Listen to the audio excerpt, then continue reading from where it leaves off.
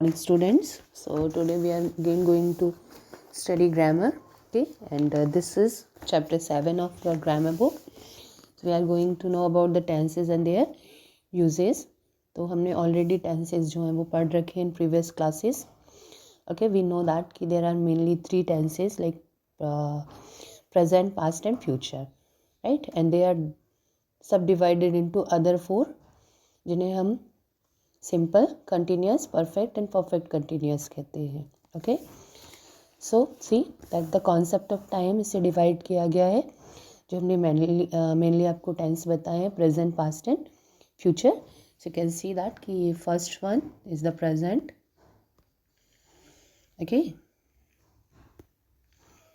Wait. So the first one is present. Okay, then the past, right, and the future. Okay, so present refers to the current time, past refers to the time that has gone, means जो पहले की बात हम करें, time back, that is the past, and future is what is going to be later on, यानी आगे जा कर के in future हम जो भी करने वाले हैं वो हमारा future tense होता है. Okay, तो अभी का टाइम जो है वो हम रिप्रेजेंट करते हैं प्रेजेंट टेंस से. जो निकल गया है वो पास्ट और जो आएगा वो फ्यूचर.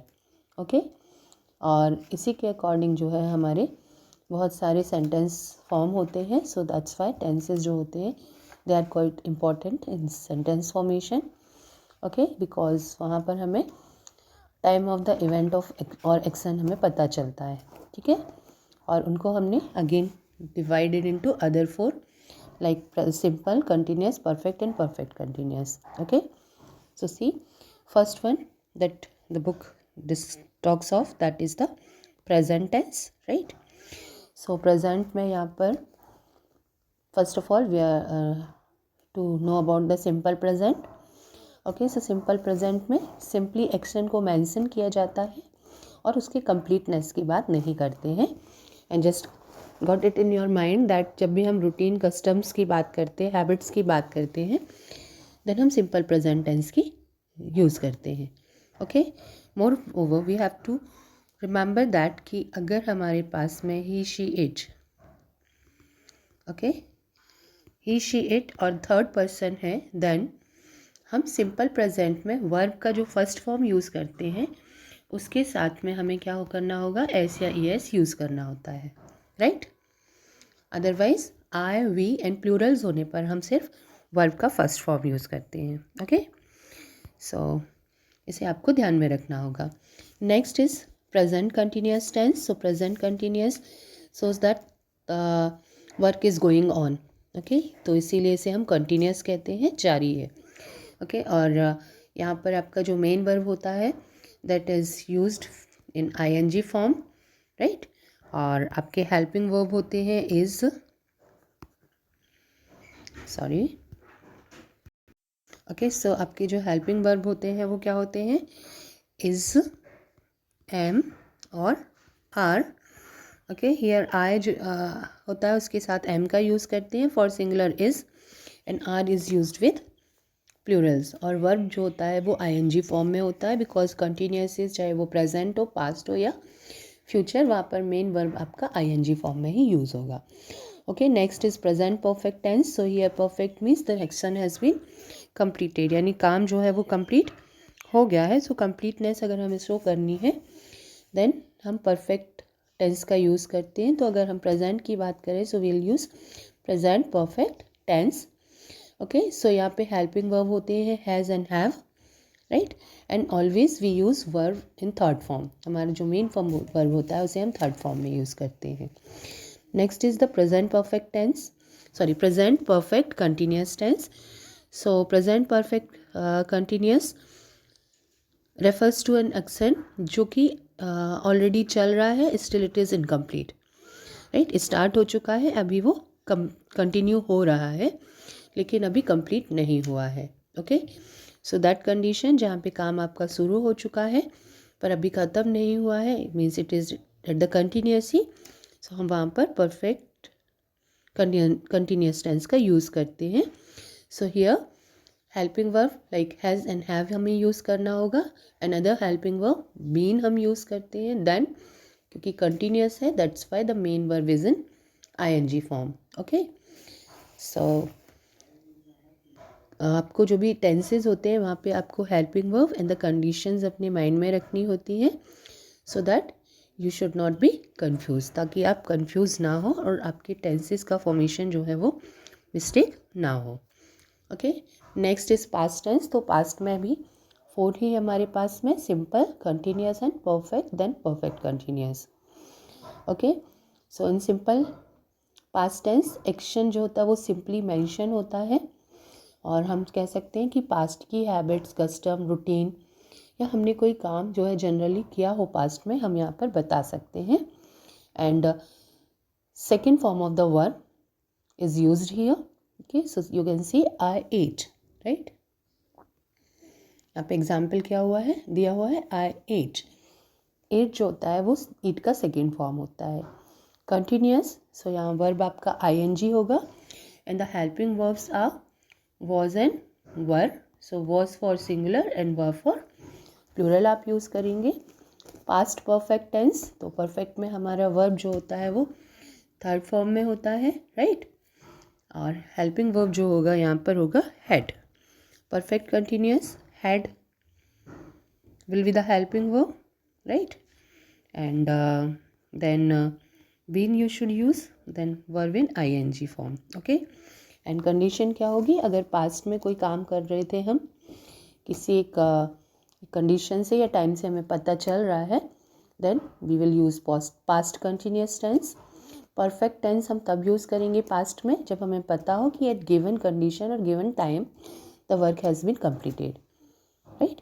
किसी पास्ट के किसी गिवन टाइम पर हमारा काम ख़त्म हो गया था तो हम परफेक्ट का. और सिमिलरली जैसे हम प्रेजेंट में हमारा काम स्टार्ट हो चुका था बट स्टिल चल रहा था, ठीक है. सो ऐसे ही हमारा पास्ट परफेक्ट कंटिन्यूस में हमें ध्यान रखना होता है कि in past something has been started, कोई काम शुरू तो हो चुका था but at the given time it was continued, वो अब तभी भी चल रहा होगा. सो हम क्या करेंगे वहाँ पर पास्ट परफेक्ट कंटिन्यूस टेंस की यूज़ करेंगे. Okay, next is future tense. So future refers to the time that will come, right. future का मतलब जो टाइम आएगा हम उसकी बात करते हैं. so if we make some plan or some take some decision regarding the time coming, तो हम वहाँ पर उसे सिंपल फ्यूचर टेंस में डिस्क्राइब करेंगे. Like I will go to market, यानी मैं मार्केट जाऊँगा या जाऊँगी. सो हमने ये प्लान किया है. ओके, फ्यूचर कंटिन्यूस टेंस यानी हमारा जो एक्शन है वो उस टाइम पर चल रहा होगा. जैसे आई बी ईटिंग एट 9 AM, यानी मैं सुबह 9 बजे कुछ खा रही होंगी. सो हमारा प्लान है, ठीक है. और उस टाइम पर जो हमने गिवन टाइम है वहाँ पर ये पता है कि ये काम चल ही रहा होगा. सो हम वहाँ पर फ्यूचर कंटिन्यूस टेंस का यूज़ करते हैं. Then future perfect tense express the action जो कि इस पर्टिकुलर गिवन टाइम पर ख़त्म हो चुका होगा. Okay, and here one of the tense is missing और इसका एग्जाम्पल आपको दिया हुआ है. So keep in mind that ये जो आपको एग्जाम्पल दिया हुआ है that is of future perfect continuous tense. Okay, तो यहाँ पे आपको एक टेंस मिस हो गया है. Okay, so the example is of future perfect continuous tense. future perfect continuous tense refers to the condition जहाँ पे आपको मालूम है कि कोई काम स्टार्ट हो गया होगा और कंटिन्यू होगा, right, but still going on, यानी ख़त्म होने की पहले की कंडीशन में होगा. और फ्यूचर परफेक्ट जहाँ पर एक गिवन टाइम पर आपका काम ख़त्म हो चुका होगा. जैसे up to 9 o'clock I will have finished my work, मैंने ख़त्म कर लिया होगा मेरा काम 9 बजे तक, ठीक है. So these are the 3 main tenses जिनको हमने 4 में सब डिवाइड किया हुआ है, राइट. और एक चीज़ और याद आपको रखने की है ये कि प्रेजेंट टेंस जो होता है उसके जो 4 सब डिवाइडेशन है दे कैन कम अलोन, लेकिन पास्ट एंड फ्यूचर टेंस में क्योंकि हमें एक डिसाइडिंग टाइम देना होता है, सो प्रॉबेबली या तो टाइम या तो एक कंडीशन होगी जहाँ पे आपको पता चलेगा कि पास्ट में इस समय की आप बात कर रहे हैं, उस पर आपका काम ख़त्म हो गया होगा या चल रहा होगा, ठीक है। और फ्यूचर में सिमिलरली होगा, तो इट मीन्स कि एक क्लॉज या टाइमिंग वहाँ पर आपको देखने को मिलेगी। Okay, now see the exercises. So the first exercise says put the verbs between brackets in the correct form of the simple present, right. So आपको एक चीज़ याद रखनी है कि सीइंग द सब्जेक्ट आपको एस या ई एस का वहाँ पर यूज़ करना होगा, और प्रॉबेबली जहाँ पर नॉट दिया है वहाँ पे आपको नेगेटिव फॉर्म यूज़ करना है। जानवी, नॉट यानी नेगेटिव आप यूज़ करेंगे। Drink tea very often, so we'll write Janvi doesn't drink tea very often. Next is what time, और हमारा यहाँ पे सब्जेक्ट क्या होगा, द बैंक्स और ओपन।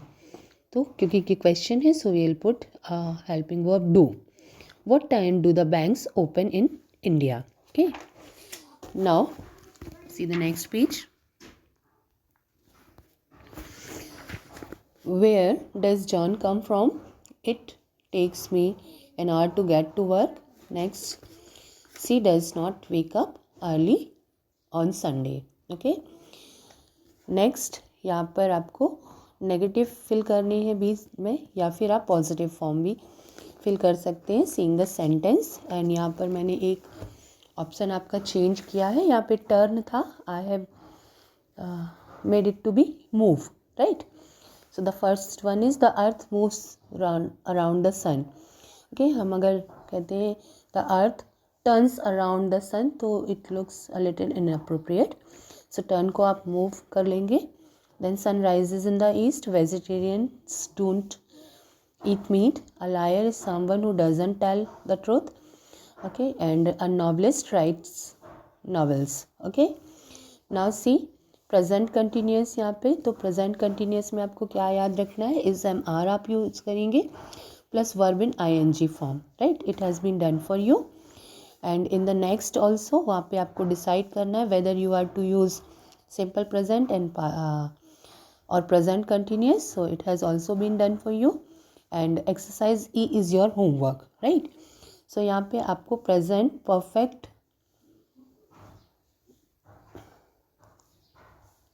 सिंपल, प्रेजेंट परफेक्ट या प्रेजेंट सिंपल में आपको चेंज करना है। सो जस्ट सी दैट कि यहाँ पे कोई भी हेल्पिंग वर्ब इन्होंने यूज़ नहीं किया है। You have to put the helping verb just according to your consideration, right. आपको खुद अपने से सोच करके यहाँ पर हेल्पिंग वर्ब पुट करना है, तो इसे आप होमवर्क में करके भेजेंगे। Now see the next one.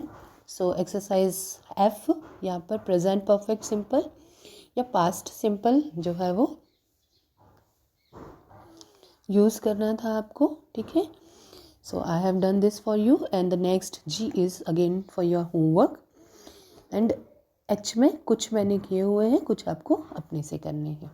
Okay, सो सी जी में आपको सिंपल पास्ट यूज़ करना है, मीन्स जो बी है तो वॉज हो जाएगा, गो है तो वेंट हो जाएगा, पास्ट फॉर्म आपको यूज़ करने हैं। Okay, and if it is negative one और क्वेश्चन है, so then you have to use did as a helping verb. And H1 past continuous यहाँ पर आपको यूज़ करना है। So remember was and were are the helping verb, और verb का ing form यहाँ पे आपको यूज़ करना होगा, ठीक है। So H and G and E आपके होमवर्क है, वो आप करेंगे, ठीक है। और रेस्ट ऑफ द एक्सरसाइजेज जो है वो आपको मैं कुछ होमवर्क में दूंगी और कुछ जो है वो आपको मैं खुद फिल करके आपको सेंड करूँगी, right. So this is all for today, have a nice day, good bye.